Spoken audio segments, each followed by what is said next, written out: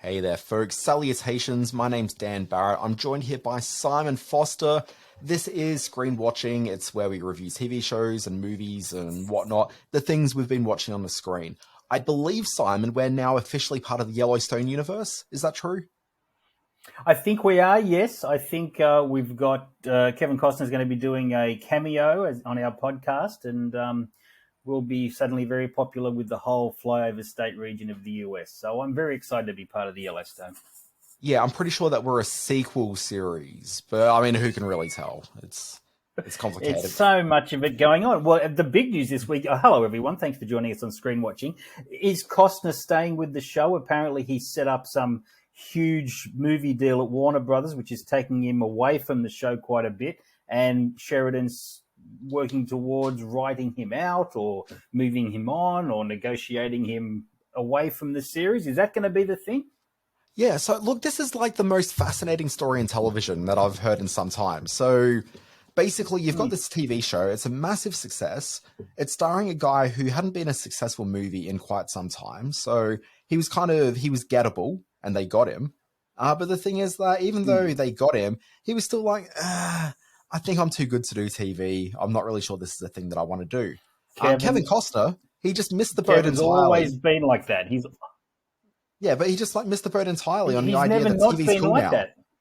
Yeah, but TV's cool now, and I don't think he got that memo. Didn't get the memo. Yeah. He certainly picked the right show and the people to work with. It's turned into a blockbuster success. And it's also dragged, Mr. Television of the moment, Harrison Ford, with 1923 and the thing on Apple as well. He's suddenly the small screen star of the moment. And the buzz is that it's Matthew McConaughey who may be stepping into the saddle. Yeah, so this is the thing. So you got Kevin Costner who's like, I don't know, I want to be part of this hit TV show that's the biggest thing on television right now.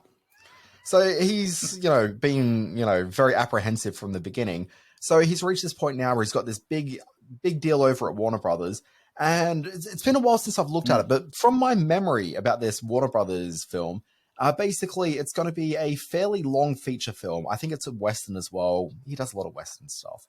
But it's got some sort of, thing to do with the West. Yeah. I want to say it's called Horizon, but I might have that sort of mixed up in my brain somewhere. But basically, he's got this thing, long-ass movie, but they're actually going to split it into multiple episodes for a TV series. So it's going to play in cinemas, but then instead of going to TV as movies, they're going to split into a TV series or something. I don't know. It's going to be like an 8-part TV series split out of what they're filming as a movie. Yeah, it's like a big multimedia thing. So that's kind of interesting, and I'm very excited to see Kevin Costner do that.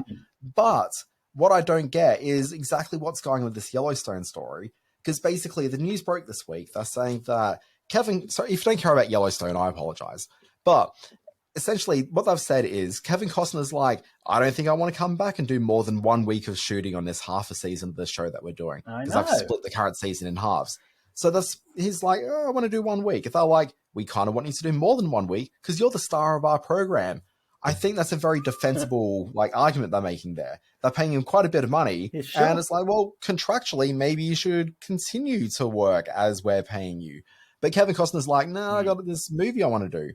So they're at a bit of an impasse. News broke this week that the producers, Paramount, who own Yellowstone, they're like, look, it makes more sense for us to cancel this program and launch a spin-off series, possibly starring, all right, Matthew McConaughey. I love it. That's a great idea. He would be superb in something like that.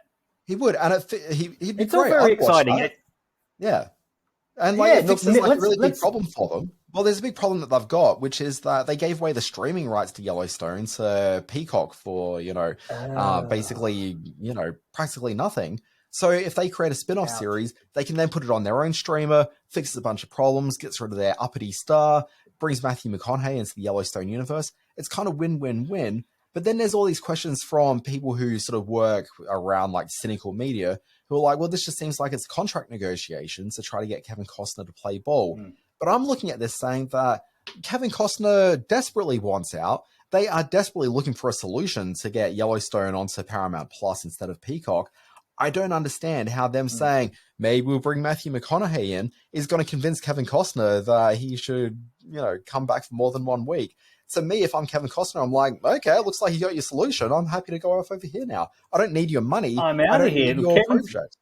Yeah. Kevin's never not been about Kevin. Now, you know I adore Kevin Costner. I think he's one of my favorite movie stars of all time. But he is a man who has always trod his own path in Hollywood. And you look at the highs of Dances with Wolves and the lows of The Postman, and that's all been his doing. So he beats to his own drum, I guess you could say. So anyway, we're all very excited for Kevin, and we've got a lot to do on screen watching tonight as well. We should point out that we're recording this very late in the evening. Dan has totally freaked out this week. He's had a crazy suburban dad kind of work set up. But we're throwing ourselves into screen watching. Let's see what comes out of our mouths. Do you remember that episode of The Simpsons, Marge versus the monorail? And there's the guy that is the monorail expert that he's like a bit of a crazy sort of a guy that's, been and seen some stuff.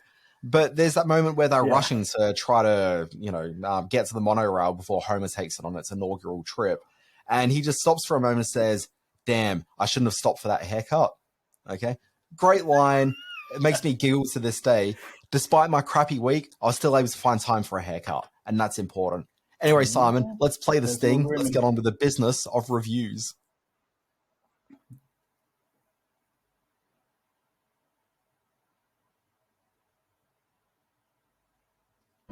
It stinks.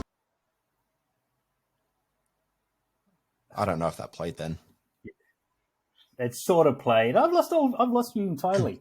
Recording continues. Oh, anyway, that's fine. I'll be able to hear you, and that's the main thing. Where do we want to start today, Dan? We've got a smaller review segment. It's not a whole lot happening in the world of movies or TV this week, but let's see how we go with getting something listenable out there into the podcast world. Do you want to kick things off?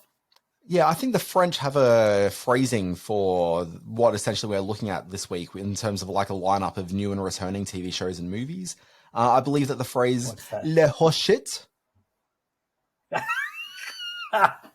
Well, we are playing catch up because I've only got. Look, we should point out this is the week that Magic Mike Last Dance opened. Now I've got no interest in seeing a third Magic Mike movie, and by all accounts, Steven Soderbergh had very little interest in directing it either. Some of the reviews have been very scathing for this, so I couldn't find it in my day to go out and see Magic Mike. I'll try and have a look at it over the weekend and maybe do it as part of what else I've been watching next week. But I'm having a look at the new Jim Parsons film, spoiler alert, and I'm going to do a bit of a, I like what you've done here, review rewind. That's very catchy. And I'm going to be looking at the multi-Oscar nominated Netflix film, All Quiet on the Western Front. Where are we heading with your stuff? I mean, first of all, I think we need to acknowledge the sad state of affairs when the segment leads with, we're going to talk about the new Jim Parsons movie. Oh, yeah. Getting past very that, exciting. I'm going to talk about a TV show that I'm legitimately interested in talking about. It's a brand new series. It's a British drama called Nolly. It's part 1 of 3 that I'm going to discuss this week. And then I'm doing, as you said, a review rewind. A little TV show cropped up on the Australian streaming service Binge, a show that has been, really notoriously difficult to get access to here in Australia, at least. Played many years ago on a obscure Foxtel channel back in the day, but broadly hasn't been seen much in Australia. It's called The Critic. And this is something which is crucially important to this podcast because we play The Critic every week when we go into the segment where we review the TV shows, what we've been watching. That's exactly right. I'm looking forward to seeing. I've only seen a few episodes of The Critic, so I'm keen to see how it holds up. Why don't you kick us off with Nolly? Yeah, okay. Sorry, I was hoping to find some time to bring up some notes on my screen so I could fake my way through this, but sure. Look, okay. So Nolly, it's a 3-part series. It's made for ITV in the UK, streams here in Australia on Binge. Basically, it is a drama series by Russell T Davies. People know Russell T Davies as the guy that's been running the more successful eras of Doctor Who of late. Okay, It's a Sin, Years and Years, which is a really good show that I quite liked from a few years ago. There was that show with the first guy that was part of the Doctor Who reboot that I can't think of the name. Oh, gosh. I've forgotten his name entirely. Don't drag me into Doctor Who conversations. I don't do Doctor Who. I don't know what you're talking about. Look, I understand. He's the one season Doctor Who when they kickstarted again in 2005. Gosh, what was the name of that program? It doesn't matter. Anyway, he started in this very good show where this guy was possibly Jesus coming back to modern day UK. The thing that I've found with Russell T Davies projects is that I find them textually really interesting. I think he's always got something interesting he wants to say about the world, interesting things he wants to say about people and the way they engage with one another. But ultimately, from a narrative standpoint, I always find that whatever he does, it always leads to a final episode that just kind of misses everything that was good about what the program was and just stinks up the screen badly. He takes big swings and misses every time for the end of every series. But you know what? I like that he takes big swings because all of his shows are really textually interesting. Yeah. Not great. Like, you know, at least take a chance. Like, why not? But anyway, Nolly, I've only seen part one. Is he doing the same thing with Nolly? Because he's got some good talent there with Nolly. Yeah, kind of. So, look, I haven't seen all 3 parts. I've only seen the first part. There's 2 more parts to go. But, you know, episode 1 ended okay. I'm just kind of a bit hesitant to stick with it. Like, I feel that I've gotten all the good stuff out of it, and I don't know that's really going to give me anything more at this point. But you know what? I'm going to watch it because it's only 3 parts. And Russell T Davies, I will follow you wherever it is that you want to take me. The premise of this one is that it's a TV Helena show. Bonham Carter, yeah. Well, it's a TV. Okay, so the premise of this one is it's about back in the day in the UK, they had a daytime soap opera called Crossroads. It was a show that wasn't broadcast live, but it was filmed as live. So basically, it's like this podcast. It's not going out live, but basically recorded as live, and all the many, politely, screw-ups that happen within a recording, it stays in the final edit because there is no edit. It just keeps rolling on through. And obviously, I really respect that they do this. But anyway, that was Crossroads, a notoriously crappy-looking soap opera from the 60s and 70s in the UK. The star of the program, the absolute sort of luminescent star that really brought everyone watching it, was this actress named Noelle Gordon, the titular Nolly of the series, as played here by Helena Bonham Carter. Basically, this is a actress who'd been sort of part of British television for some time before she landed on Crossroads. The series opens with John Logie Baird, and like, how often have you ever seen John Logie Baird on television? Like, as a scripted show, never would be my answer. On one hand, I know. Exactly. Yeah. So anyway, it opens with him literally recording color television for the first time, and Noelle Gordon is the actress who he is filming for color TV. So that sort of shows how integral she is to television. But anyway, as the series picks up, basically she's the star of the show Crossroads. It was the biggest thing she ever did in her career. Real life woman, obviously. Biggest thing she ever did in her career. And with that, basically the ego that one may get. If you think about every stereotype of the sort of queen bee matriarch on a daytime soap opera who's just really just bitchy to her female co-stars and just a nightmare to deal with the executives and the writers and all that sort of business, like that is absolutely who we're talking about here. But where the first episode really sort of takes its dramatic conceit from is what happens in the lead up and the sort of immediate fallout from the decision that the producers made in real life to fire their biggest star from the TV show. She hadn't done anything wrong. She was, for all intents and purposes, a luminescent star on screen, has a huge following, and yet they decided to kill her off because they saw this American TV show called Dallas. They killed off JR, and then suddenly they had a massive ratings spike, and, it was a thing that went down in TV history. So they wanted to replicate that same thing with Noelle Gordon, and so they decide to kill off their major character on the show. And so what happens when she comes out publicly and says, guys, they fired me. Anyway, if you want to watch a show that really sort of ticks all the boxes of the story that you've kind of seen before about that matriarch soap star who's just like a bitch to everyone, like that's kind of all this is. And it's a little disappointing because I kind of feel that Russell T Davies is usually a bit more textually interesting than this. But ultimately, it's still fun. Like Helena Bonham Carter puts in a really strong performance as Noelle Gordon. There's people like Mark Gatiss in there. I don't know the name of the sort of... I wish I knew some more names. Basically, there's a lot of British actors who you certainly know by face. Bethany Antonio is the one that really sort of pops in the first episode. She's the sort of new ingenue actress who comes onto the program, and she's in awe of Noelle, and then suddenly realizes that she's kind of just a nightmare to deal with. And there's power games being played on the set and whatnot. But all the major characters, all the supporting characters, everyone pops and shines in this. It's just a shame that maybe the story's been told maybe a few too many times. And if I was a bit more familiar with Crossroads as a TV program, I'd maybe find a little bit more passion for this one. But as it stands, it's just merely quite good TV. And I'm excited to see what Russell T Davies does next. But apparently that's Doctor Who, so maybe I'm not actually that interested. Simon. I'm from a generation where Helena Bonham Carter is probably the biggest deal here, and to see her sort of sink her teeth into a really big character like this is something I always used to look forward to in the Helena Bonham Carter performances. So I'll probably tune in. Three episodes long. It's worth investing in for her and this other gentleman alone. So I'll be checking it out. It's called Nolly. It's on the Binge channel. Are all episodes there as we speak? No, so it only debuted this week. In fact, as we speak, it may only just be debuting this evening. I saw a screener link a few days ago, but yeah. Lovely. All right, I'll check it out.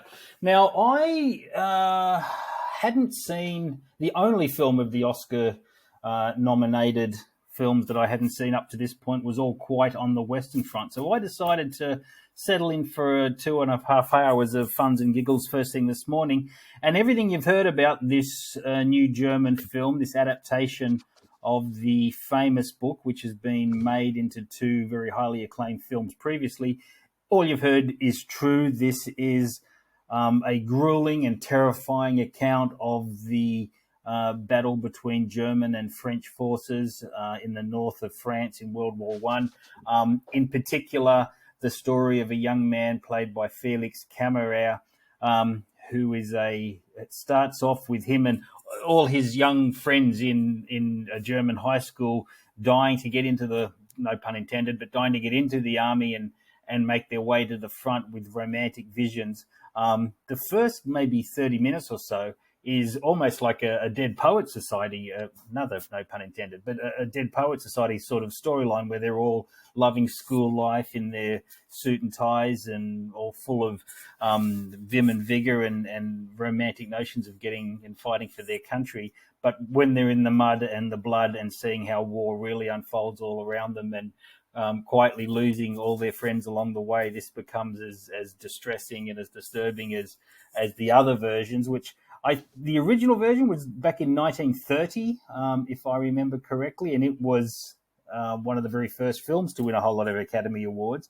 And there was another version which actually starred Richard Thomas or John Boy Walton from 1979. It was a very highly acclaimed TV movie when TV movies were at the height of their popularity. So this very expensive production puts it all up there on the screen. Be warned, it does not skimp on what a bayonet can do to certain parts of the body, what a French tank can do to a trench full of young German soldiers. There's flamethrowers. There's lots of horrible, horrible stuff in this to put you right in the middle of the terror that is World War I trench warfare. But it's but all the nominations that it's earned at this year's Oscars, I think, are well deserved. It's a handsomely mounted and very moving production. Yeah, I thought it was adorable that you started this podcast with everything you've heard about this movie, and I'm like, I've actually really heard nothing about this movie. You've heard nothing about this movie. Well, it's all part of this mixed bag of Oscar nominations this year, where you've got the Top Guns and the Avatars, which are the blockbusters. You've got the little films, the women talking, and the 2 Leslies that you've no one's seen or heard of, and you've got this middle ground stuff. This is the only really big sort of film that the streamers have got going this year. In this case, Netflix. So it's the most expensive international production that Netflix have ever been involved in, and like I say, that's all money well spent in terms of how it looks on screen, and the acting's terrific throughout. So yeah, it's worth having a look at. Yeah. Okay, Simon, let's move on. This is my review rewind. I'm going to talk about The Critic. Now, Simon, you said you've seen a couple of episodes of this program. For those that don't know The Critic, this is an animated series from 1994. originally aired on the US ABC network, but it was, I mean, if we're thinking about 1994, this is really heyday, the golden period of The Simpsons. This is where the show really was, one of the biggest things on television at the time. It wasn't just a thing that's just kind of continued to and be on. Everybody was trying to...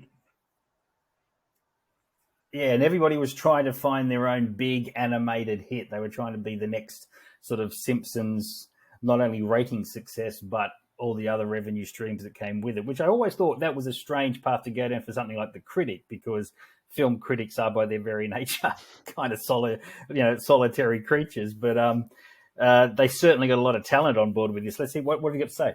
Yeah, well, I was going to say, I mean, if we want to talk about some of the shows they tried launching, like this is an era where you saw cartoon shows like Family Dog and Capital Critters and all these other animated efforts to try to sort of bring animation to prime time. And obviously it never really quite took in the same way The Simpsons really lit up the screens.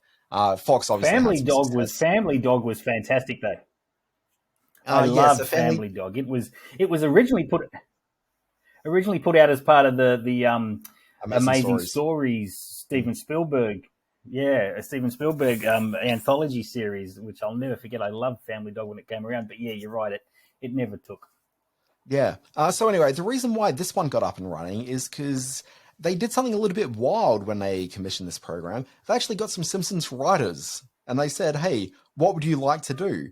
And when you've got two people who are responsible for producing some of the biggest TV in the world at the time, basically you've got carte blanche to produce a... Remember that cough from last week? So anyway, but basically they had carte blanche to create whatever they wanted. And so they did a Woody Allen-inspired romance in New York about a really unattractive film critic and his family. And you're right about it being the big names behind it. Al Jean and Mike Rice are the two gentlemen you're talking about, and they're a lot of the creative forces behind the best of the Simpsons. So they're like early era Simpsons writers, and they weren't just writers on the show. They went on to become the showrunners of the series. They ended up leaving to go off and do this program. And keep in mind, this was being kept in the Simpsons family. So James L. Brooks is one of the EPs on the show, comes through his production company. Gracie Films. Like, this is very much sort of the Simpsons in as many ways you can without it being a direct spin-off. But basically, you've got John Lovitz as Jay Sherman, the titular film critic. And then you've got some other people who are more known as animation voices than anything else. So you got Nancy Cartwright, who's obviously the voice of Bart Simpson. She ends up voicing the sister of Jay Sherman in this. You've got Christine Kavanagh, who's voiced, God knows how many animated characters over the years. Doris Grau, who is also the voice of Lunch Lady Doris, as I recall.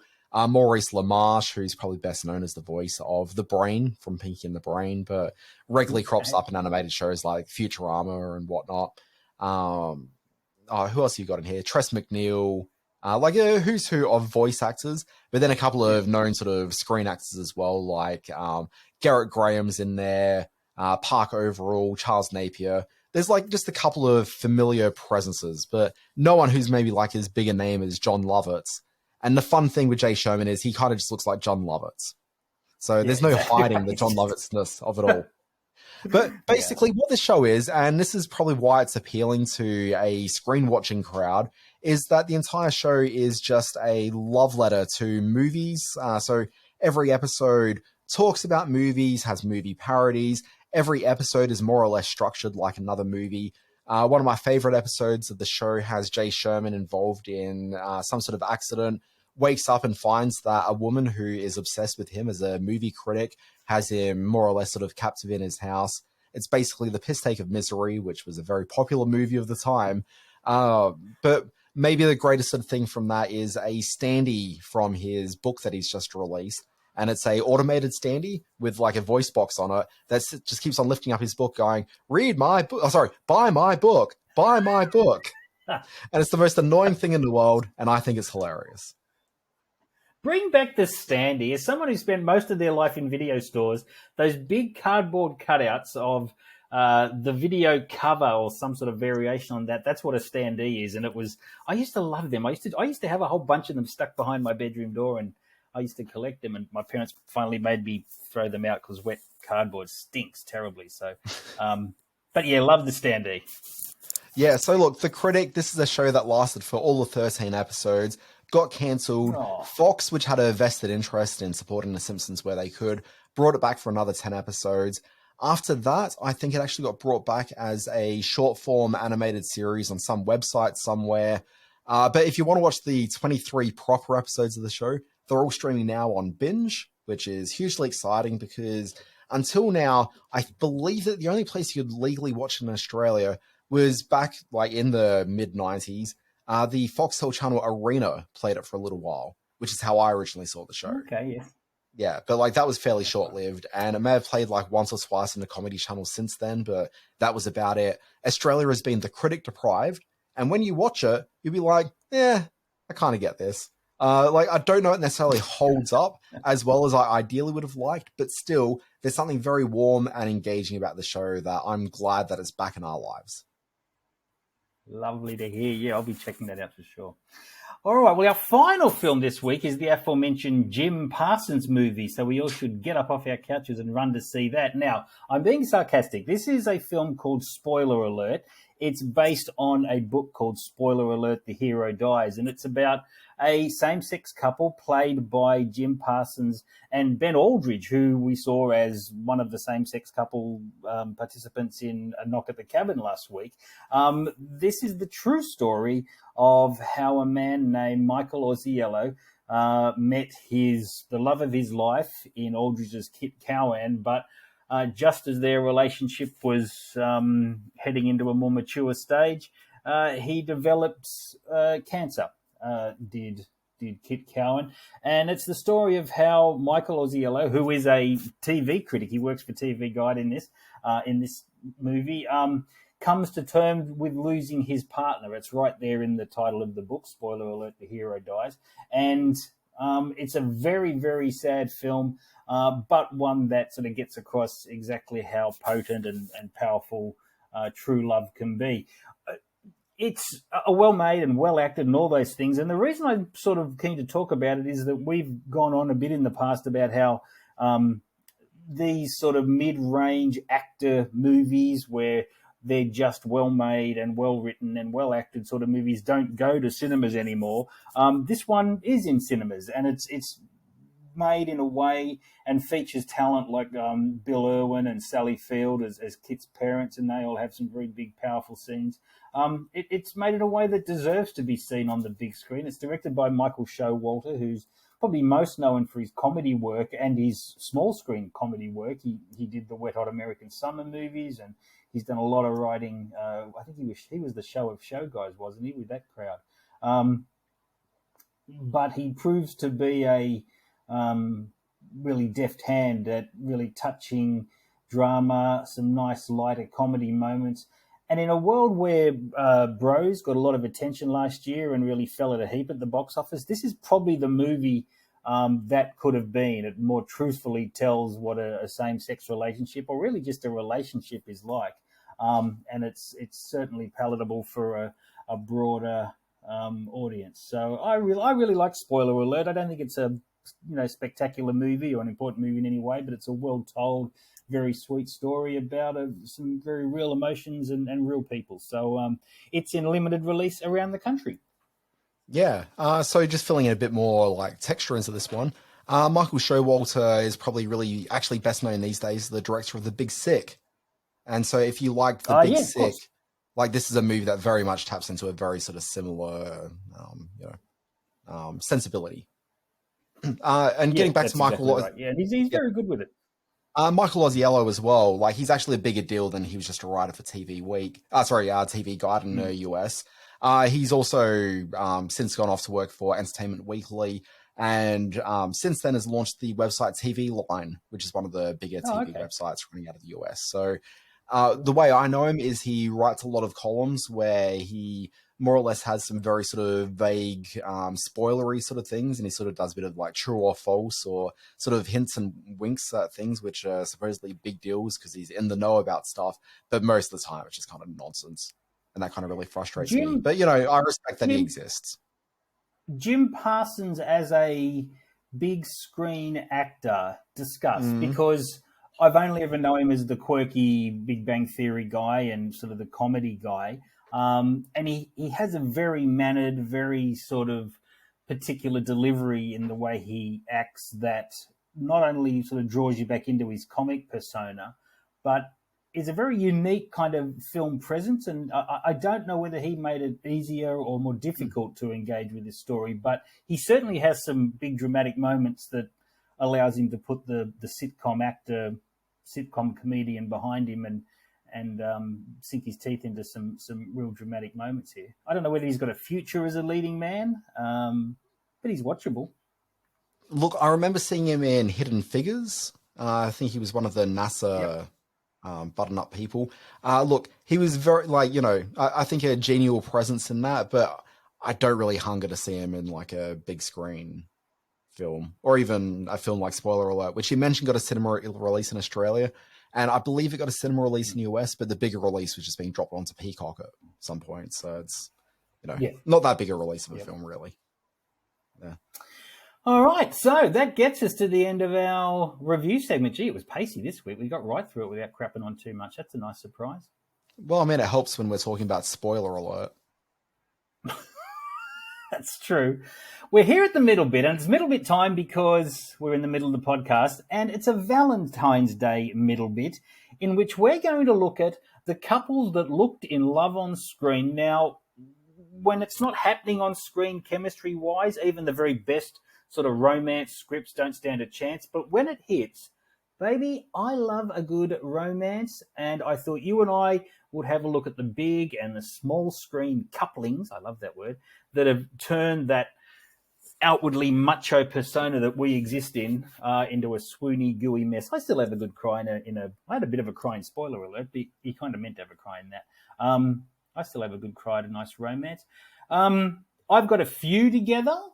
Did you manage to so put a few in your notepad there? Look, this one's a little bit hard. So the way we sort of tried to approach this was, you know, you'd look at films, I'd do some TV shows, but when it comes to romance on TV, it's actually a bit of a hard genre to really talk about that much, because a lot of romance on TV isn't so much about the couple actually getting together, but keeping the couple apart from each other is traditionally how a lot of TVs work. When they actually get the couples together, you tend to lose a little bit of sizzle from the program, which is why when you think about romantic sort of pairings on screen, it's never really people ever like touching each other. It's really about sort of furtive glances and just a sense that the audience shipping, I believe is the term, the characters on screen as opposed to them actually really getting together. So you think about like your Sam and Diane's from Cheers, you think about your Maddie and David's from Moonlighting, you think about Lois and Clark, you think about pretty much every romantic sort of coupling. Think about Friends, which got most of their characters together in relationships in one form or another. You know, essentially when they get the characters together, the first thing they do usually is to rip them apart, because the conceit of the show is really at threat by them being together. And then you look at, say, something like Mad About You, which is less about romance and it's more about once the couple's gotten together, like how do they live with each other? Like it's never really about the romance in the way that film can deliver that. You're right. And I think one of the key elements of, I was going to say sitcom, but comedy in general is conflict. Conflict creates laughter, and conflict creates situations that allow our heroes and heroines to be put in funny situations, and that doesn't always lend itself to great romantic moments. And you're right, it's very hard for a TV show to go a whole 12 or 13 episode arc and maintain that sort of highly pitched level of romantic tension that makes the great romances so special. So yeah, it is a little bit tougher for television. Yeah, also, I did come up with a bit of a list in my brain about this, but I was thinking about movies, and we were talking about couplings when you and I were texting this morning about this. We didn't really specify. You went very much for the romance angle. I went very much the Marlon Brando with a stick of butter direction. Oh, here we go. I knew this was going to work out well. It's just where my brain went. Can you remember the actress? I bet you can't remember the actress's name. Oh, gosh. I want to say it's Valerie. Am I right with the Valerie? Yeah. Nope. Oh, gosh. Maria Schneider. Maria Schneider. There we go. Who only I could passed picture away. her. I just couldn't. Well, let me move on, because what you said about TV romance is sort of plays with what I'm saying about film one as well. To me, I was able to. The more I thought about them, it broke down into three categories for me. There's the really sweet romantic sort of movies, and for my generation, that was Meg Ryan, who made 3 films with Tom Hanks: Seattle, You've Got Mail, and Joe versus the Volcano, and had a great romantic chemistry with him. And of course, she had a great romantic chemistry with Billy Crystal in When Harry Met Sally. Now, I can also point out, and this is a bit of a left field one, but I always thought that Benjamin Bratt and Sandra Bullock in Miss Congeniality had a very sweet, edgy, but still a very sweet romantic tension between them. And I thought that was really nice. Sorry, that's a thought. What? I'm going to say also from a TV perspective, Benjamin Bratt and Natasha Lyonne in Poker Face. Okay, maybe not. Oh, boy, really? Maybe not, no. I would certainly say see, now we're getting into sexual tension, which is a bit of a different thing. Benjamin Bratt and Carrie Lowell or Angie Harmon. Oh, Benjamin Bratt and Angie Harmon in Law and Order. That was a thing. What about... And sort of... Yes. What about Jury Orbach and S.E. Pather Murkison? Oh, now we're talking. Now we got the sizzle on screen. Sorry, I was going to say, what about Benjamin Bratt and Benedict Cumberbatch in the Doctor Strange movie, but maybe not. Oh, was that a thing? All right, maybe not. Well, see that we are being a bit heteronormative in some of the things we've got here. There's been some. Well, I would remember. Was it Antonio Banderas and Tom Hanks in Philadelphia? They had an extraordinary chemistry on screen. So that covers that angle, I guess. But there's also the real people angle. See, I think of Steve Martin and Mary Steenburgen in Parenthood, or my favourite married couple of all time on screen, Jo Beth Williams and Craig T. Nelson in Poltergeist. They were the great sort of real people romantic couple that I love. And then I had the more dangerous romantic couplings, Robert De Niro and Sybil Shepherd in Taxi Driver, or Mickey Rourke and Kim Basinger in 9.5 Weeks, Beatty and Dunaway in Bonnie and Clyde, or Jessica Lange and Jack Nicholson in Postman Always Rings Twice. They have this electric sexual energy which you could see being doomed from the very moment that it all kicked off with all of those couples. And what I also found really interesting about this was when I started looking into it, I realized that real life married couples who decide to make films together usually make really shit films. Bruce Willis and Demi Moore couldn't get it right with Mortal Thoughts. No. Kim Basinger and Baldwin, they had one good one. I really liked their remake of The Getaway, but they had one terrible one with The Marrying Man, although they did have a hilarious co-starring role on that famous episode of The Simpsons, which was very, very funny. Cruise and Kidman, they had 2 goes at it with Days of Thunder and Far and Away before they had to work with Stanley Kubrick in Eyes Wide Shut to get it right. And Richard Burton and Elizabeth Taylor had to play the worst married couple in film history in Who's Afraid of Virginia Woolf to finally get the chemistry right on screen. So it's not easy for real-life couples to find the chemistry either at home. Not for me, of course. I'm happily married with a beautiful woman who I'm chemically aligned with. But on screen can be tough as well. So happy Valentine's Day, everyone. Yeah, I mean, the thing with movies, though, is almost every movie really at some point has the audience thinking, kiss her, you fool. Like, it's kind of just every movie seems predicated on some sort of romance aspect to it. I kind of think it's a pretty easy swing with movies. Like, you mentioned Steve Martin. I'm like, well, every Steve Martin movie has him coupling up with someone, whether it was his real life partner at the time, and may still be the case. Victoria Tennant in LA Story. Probably my favorite Steve Martin. Definitely not the case anymore. No, they're definitely no longer happening. Oh, no. Didn't you hear all that? She came to Australia and hooked up with what was his name? The big chested with a moustache actor who was in a couple of Western shows. And yeah, she ran off with him. Andrew, what was his name? Andrew Clark. Andrew Clark? Was it? Yeah, it might have been. The big, really big, hunky sort of guy that, yeah, he drove a wedge between Steve Martin and Victoria Tennant. That's been over for 10 years. Missed that entirely. Well, at least he's got Martin Short now. It's fine. Yeah, exactly. Steve Martin and Daryl Hannah in Roxanne. Like, that's one of my favorites. Oh, That's sure, pretty good. yeah. But they're specific like romance movies, so Well, I guess so. And that is a great sort of example as well. Steve Martin, he went through a period where he was really the go-to guy for pasty older dudes that could attract the women, because who'll ever forget what's her name, Sarah Jessica Parker in LA Story as well. That was a kind of an odd attraction, but one that sort of came across as quite real. Well, she was on the roller skates. But like, if we're going to talk about like legitimate sort of romance movies, like you don't really get better than the Before Sunrise, Before Sunset, was it Before Midnight? Wow. See, now I think that's very much of your movie going generation, because they irk me, those films. That was like two knuckleheads sitting around talking the whole time. Just get out and see Paris. I hate it. I've not got to the end of any of those movies. Well, boy, have you missed out. When she sits on that bed in the second film and she's playing that song on the guitar. Oh my God, Simon, my God. But then, Simon, you've got maybe other films as well, which is maybe a little bit more down to your tastes. Things like, say, Room in Rome, for example. As seen quite successfully on the SBS On Demand app. Is that Room in Rome? Yeah, it's about It's about two women who. Oh, I know what it's about. Deeply in love. I'm quite familiar with the film. Yes, I'm quite familiar with the film. They're very much in love, Simon, and so they decide to meet in a Paris hotel room, and boy, do they meet! Yeah. Mm. Oh yeah. MEAT. A lot of meeting going on. Yeah. Yeah, I know how it's spelled. Yes. Anyway, this whole middle section is degenerating into two old pervy men talking to each other. So, I've never seen it. Happy Valentine's Day, everyone.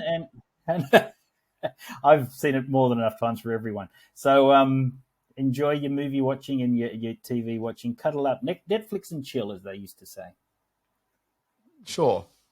Who says that? Simon, what are we moving on to now? All right. What else have you been watching, Dan Barrett?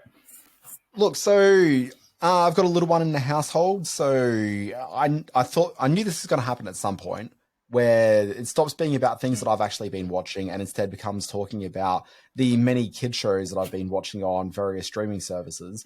I hope it's never going to get too bad, but the one that's become a bit of a winner in the household is this show called Eureka. Now, what Eureka is, Simon, is, okay, first of all, kids television, as I've come to learn over the last sort of month or two, my kid only really sort of came online with enjoying television recently. It was kind of on, she'd watch music videos and really dig those, and her attention would be kept for the 2 to 3 minutes of a music video. That was about it. Yep. Okay. Didn't really, not interested in cartoons, not really interested in anything other than, music videos and the Muppets, which she'd watch for a little bit. Oh. Loves anything with Muppets. Yeah. So anyway, Eureka's one of the first things she really sat down and watched, and having watched quite a few of these kids shows now, most of them are kind of terrible, which, I mean, everyone kind of knows that. It's not really a surprise. But usually the animation's not particularly amazing. The story construction's never really sort of especially great. And the thing that often lets them down, and something which I never really cared about, I think, until I had a kid who suddenly started responding to this stuff, is the music in these shows. I could never understand why they had songs in these animated programs, but then I realized it's because the kids respond really well to the songs. Eureka is a computer animated program which has dazzling animation on a TV-ish sort of a budget, okay? But the stories are all generally pretty good, and the songs are especially good for this kind of thing. The premise of it is that Eureka is a young girl. She's living in prehistoric times. She's an inventor. And so every episode is basically follows this model.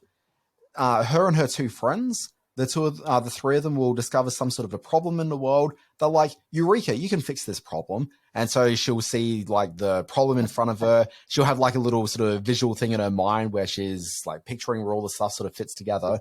She'll come up with a solution. Then the solution doesn't work. So she has to come up with a solution to fix the problem again. And then suddenly everyone's happy. 12 minutes, you're done, and you sort of move on.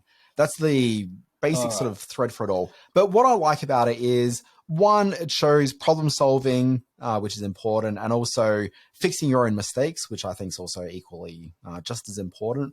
But what I find fascinating... I think It is. Look, there's also some solid voice acting on here. There's Little Ray Howery in 15 episodes, and I do have IMDb in front of me. Jack McBrayer from 30 Rock is in there for half a dozen episodes. There's a lot of quality voice actors who are coming on board this, what looks to be, from the IMDb page, a very young skewing. Like, this is really for the pre-kindy sort of age group. Absolutely. But it looks like a really terrific person of color in the lead. That's good. Here's the thing, though, Simon. Diverse casting.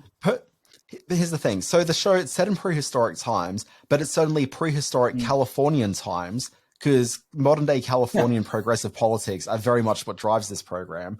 So you've got the main character, Eureka. She's a young girl of color. She's got a friend who looks of sort of Asian ethnicity of sorts. Again, they're all cave people.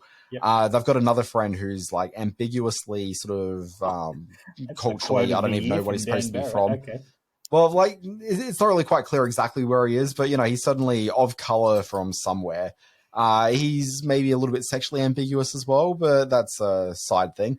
But basically got these three as like your protagonists. But anytime they have issues with like the other kids around, they're always very, very white.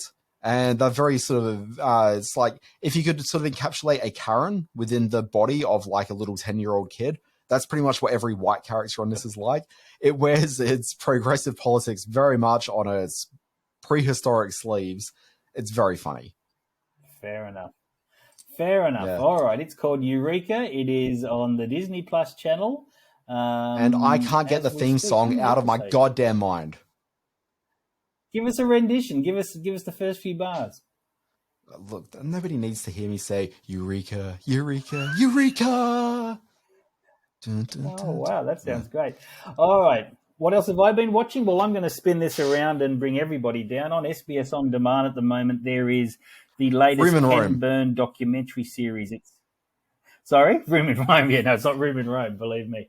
It's called The US and the Holocaust, and it takes a look at not only how Hitler's evil plans fanned out across the better part of Europe in his quest to turn that entire continent into an Aryan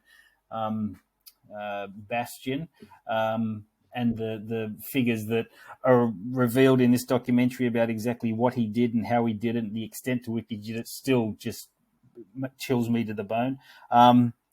And that all happened less than a century ago is just staggering to me.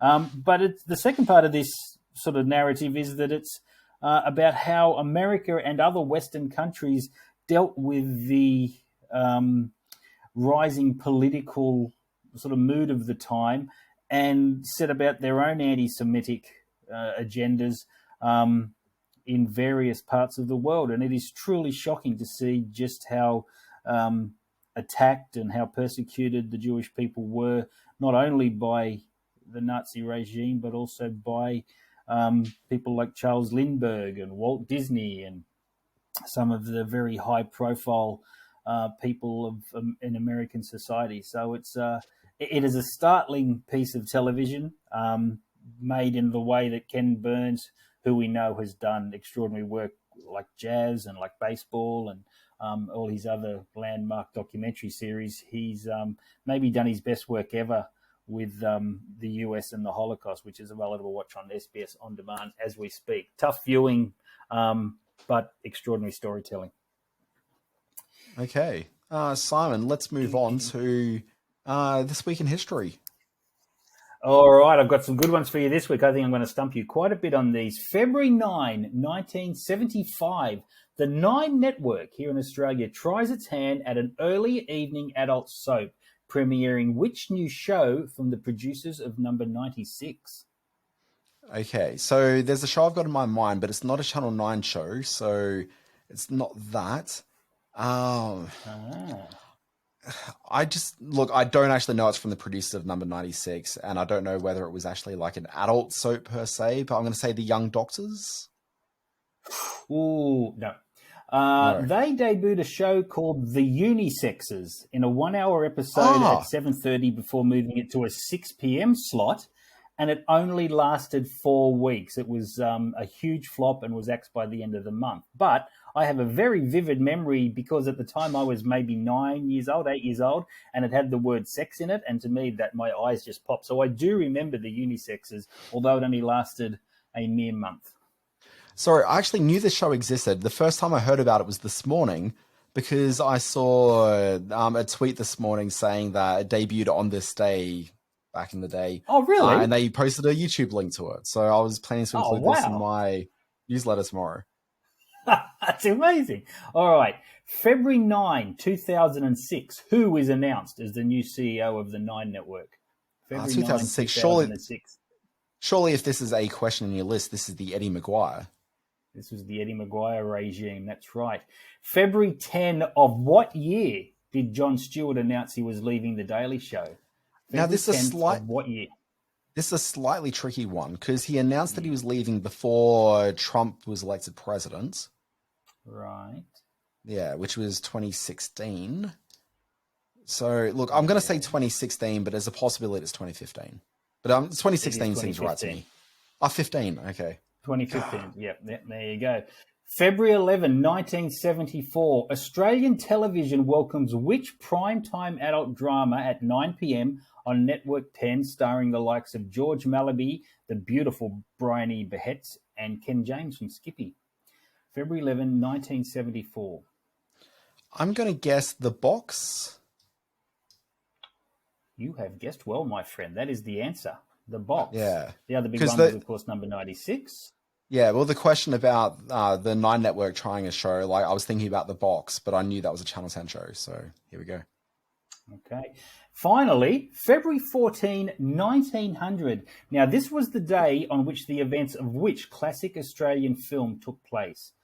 Valentine's Day 1900 was the day on which the events of which classic Australian film took place? Ooh, these are good questions this week.